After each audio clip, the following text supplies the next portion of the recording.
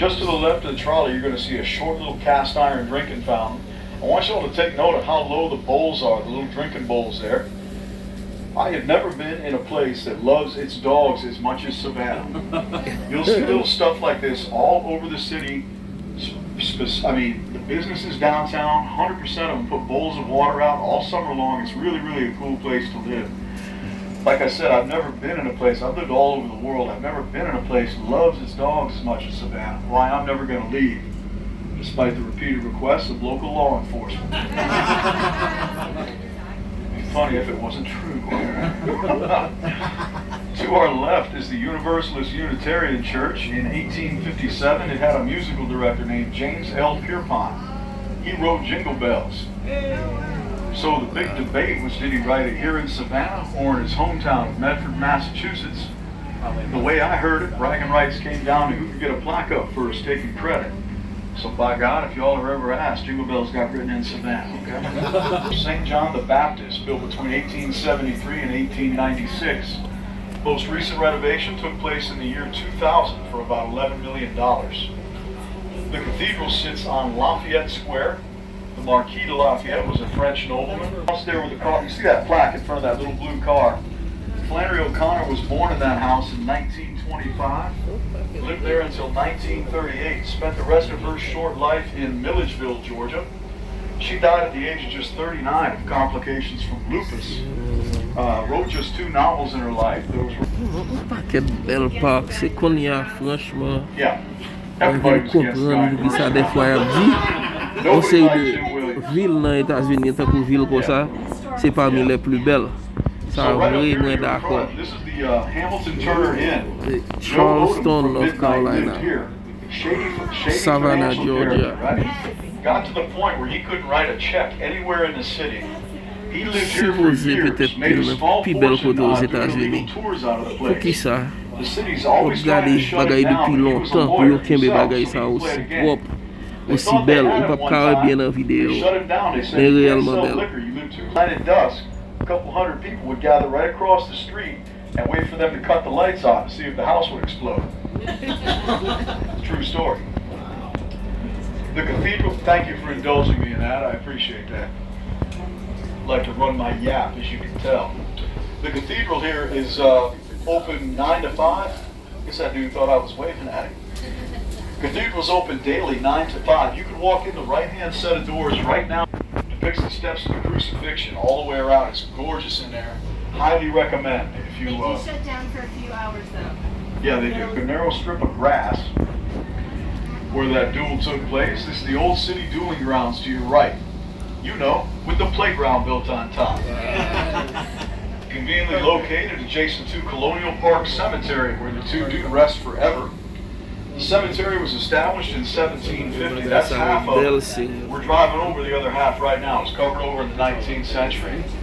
Now, of the 56 signers of the Declaration of Independence, Button Gwinnett is the only one whose remains are not verified as far as location. They say he's buried right there, that short wrought iron fence with the 2 flags.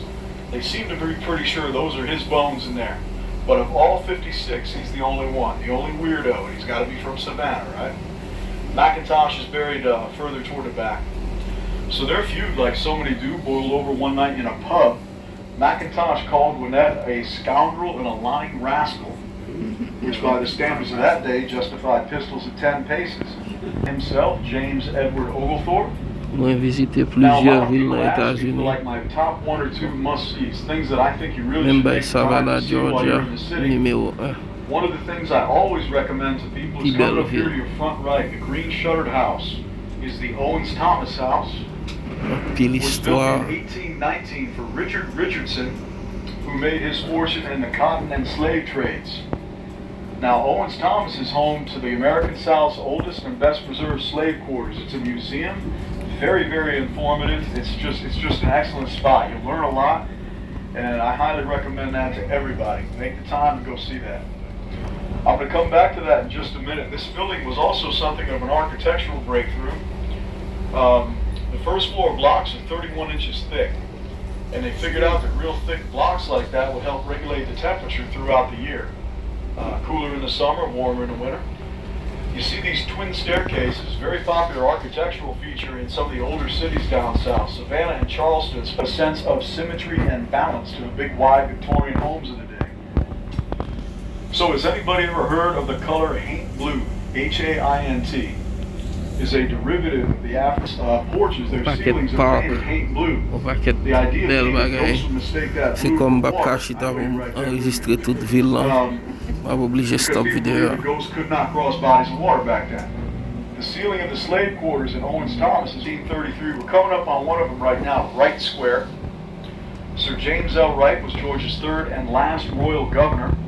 As you can probably imagine, his term expired in 1776 when the Continental Army won the Battle of Yorktown. Tomachichi, our Native American friend, was buried in the center of the square in 1739. His monument was just this little pile of stones, just a modest little thing. That's long gone. What you're going to see here honors William Washington Gordon. He founded the Central Georgia Railroad and was grandfather to Julia Gordon Lowe, who we talked about before, right? Founded the Girl Scouts. Her mother was Nellie Kinsey Gordon. If you look over to your left, you're going to see a big granite slab in the corner of the square. Nellie Kinsey Gordon personally made sure that that got in place. That's now Tomachichi's monument. Rightly remembered as a full partner in the founding of this colony. Would not have happened peacefully without him. He helped to broker that Treaty of Friendship back in 1734. That's what peacefully transferred this land to the colonists. So without Tomachichi, we very likely would have had to fight for it. Would have been much more expensive in terms of... She gifted the family mansion to the Georgia Historical Society with the stipulation that it become a museum of art and science, which it did. The very first such museum in the entire southeast United States. The Telfair Mansion is now the Telfair Academy and Museum. It's a big yellow house across the square here. Anybody who's familiar with the book Midnight, you know about this iconic cover photo here. The statue is called the Bird Girl. The photo was taken at Bonaventure Cemetery here in the city. There were 4 statues made from the original there, making fun. At the end, there is an authentic speakeasy that will make you a Prohibition-era cocktail if you so desire. If anybody's interested in the museum, these little cards get you 20% off admission.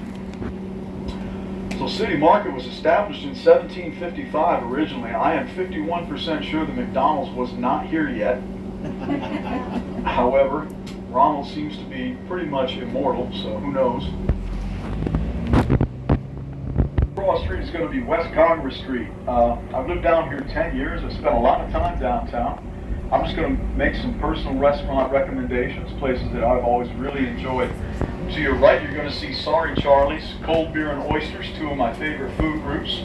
Best shrimp and grits in the city. To our front, where City Market was back in the 1700s. And this is stop number 7, y'all. City Market.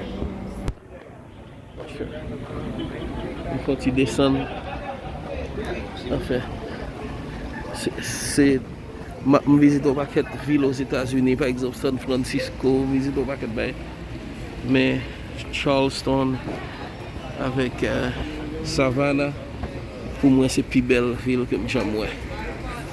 Belle bagaille, un pile histoire. Bye.